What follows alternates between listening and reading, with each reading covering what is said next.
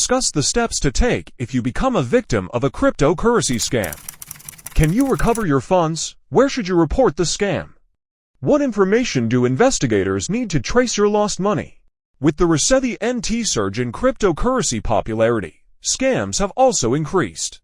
If you're unfamiliar with the warning signs of crypto scams, don't worry, this video entails everything you need. Most scam victims, especially in crypto-related cases, can easily recover their funds. There are several actions you can take to aid your investigation and improve your chances of a positive outcome. Step 1. Collect all evidence. Crucially, you'll need transaction IDs for all payments made, the recipient addresses, and the exact amount sent. This information is required for each interaction with the scammer. Transaction IDs may sometimes be referred to as transaction hashes. Investigators use this data to track the movement of your funds and identify where scammers attempt to cash out. If your funds reach a cryptocurrency exchange, these platforms often have identifying information about the scammers, which investigators can use to track them down. For transactions made through crypto exchanges or mobile wallets, you can usually find the transaction ID in your receipt or payment confirmation. Transaction IDs typically appear as long strings of characters. For instance, a Bitcoin transaction ID is generally a 65-digit hexadecimal number. If yours is significantly shorter, it might be an internal ID, which isn't useful for blockchain investigations. If you can't locate your transaction IDs, don't panic. Investigators can still work with the transaction dates, exact amounts, and recipient addresses, though having the IDs speeds up the process considerably. Step 2. Write your narrative. A clear, concise account helps investigators understand your fund flow.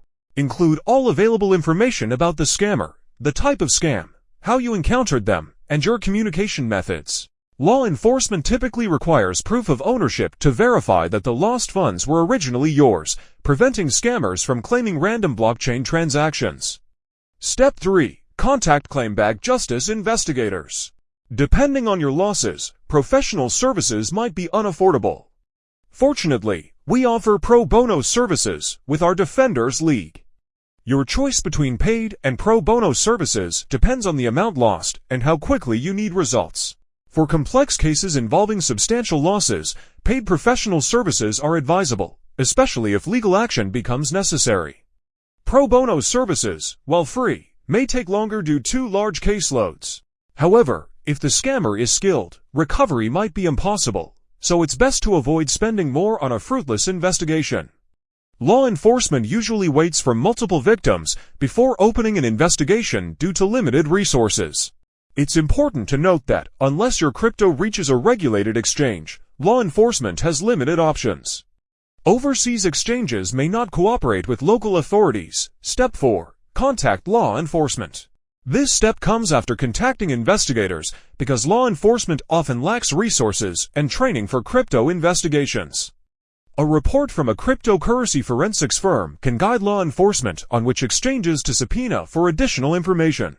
Often, law enforcement refers cases to IC3 Internet Crime Complaint Center, which typically waits for multiple victims before initiating a larger investigation. While this means a longer wait, being part of a larger case can improve your chances of recovery. Many law enforcement agencies have high thresholds for opening investigations.